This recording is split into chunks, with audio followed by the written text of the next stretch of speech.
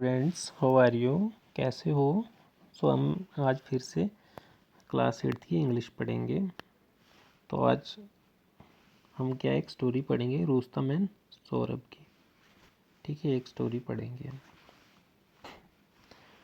तो पढ़ना शुरू करते हैं। Long ago there lived in Persia, now Iran, a great soldier called Rustam. He was so brave and fearless, and he had so often saved his country from foreign invasion, that he was called the Shield of Persia. The enemies who tried to invade the country fled in fear when they heard his war cry, Rustam. Long ago there lived in Persia. बहुत अरसे पहले Persia, जो अब Iran है, पहले Persia था, उसे Persia बोला जाता था, वहाँ एक रुस्तम नाम का एक बहादुर फौजी रहता था। ग्रेट, महान सोल्जर रहता था। वो बहुत ही बहादुर था और निडर था। उसने इतनी बार अपने मुल्क को विदेशी हमलों से बचाया था, इसीलिए उसे पर्शिया की ढाल कहा जाता था, मतलब शील्ड ऑफ पर्शिया कहा जाता था उसे। ठीक है, वो दुश्मन जो उसकी कंट्री के ऊपर, उसके देश के ऊपर, उसके मुल्क के ऊपर जो हमला करने की कोशिश करते थे, वो डर के भाग जाते थे। जब उसका ये सुनते थे ना, वार क्राई, मतलब उसका जंगी नारा जब सुनते थे ना रुस्तम, तो वो भाग जाते थे। मतलब इतना बहादुर और महान था ये रुस्तम। Persia is safe as long as Rustam leads our soldier, said Kaikaus, the king of Persia. No enemy dared threaten us. If any does, he shall suffer a crushing defeats. वो जो वहाँ के राजा थे ना, केकोस, वो कहते थे कि जो ये पर्शिया है ना, ये तब तक सुरक्षित है जब तक रुस्तम हमारे फौजियों की क़यादत करता है। मतलब जब तक हमारे सोल्जर्स को ये रुस्तम लीड कर रहा है ना, तब तक ये जो पर्शिया है ना, ये सुरक्षित है। कौन कहता था? ये बादशाह कहता था इनका। कोई दुश्मन हमें धमकाने की हिम्मत नहीं कर सकता, क्योंकि किसी दुश्मन में इतनी हिम्मत नहीं है कि वो हमें क्या करेगा, डरा सकेगा, धमका सकेगा। अगर कोई ऐसा करेगा तो वो एक कुचल देने वाली हार का सामना करेगा, क्योंकि उसमें रुस्तम था। वो क्रश कर देगा।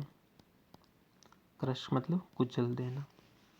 Next, unless Rustam is killed, our enemies can never hope to see victory, the enemies of the Persia used to say.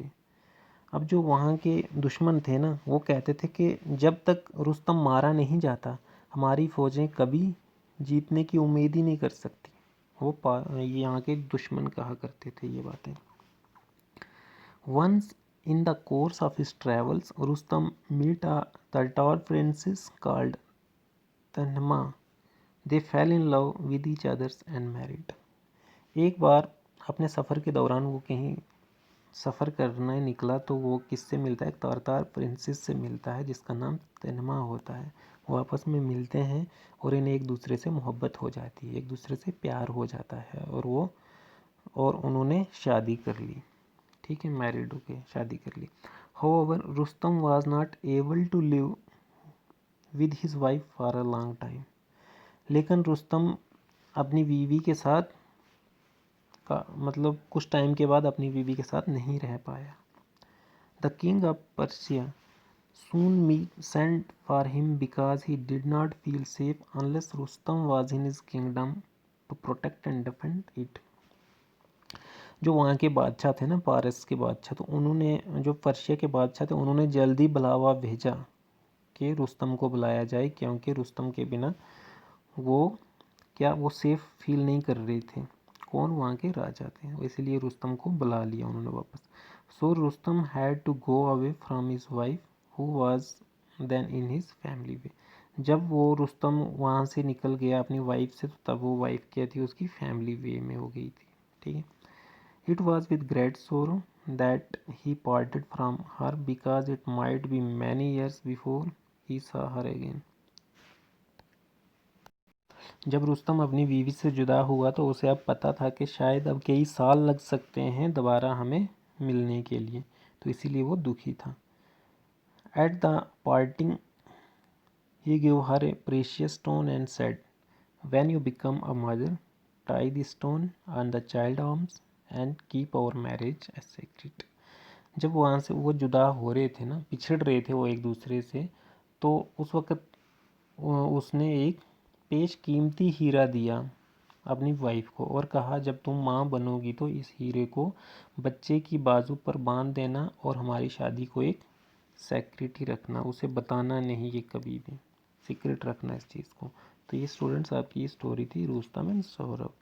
तो जो इसमें टफ वर्ड हैं जैसे इनमीज, तो इनमीज होता है स्टूडेंट दुश्मन, इन्वेड होता है हमला करना, फ्लेड होता है भागना, ठीक है। और इसमें मुश्किल क्या है, विक्ट्री होता है जीत,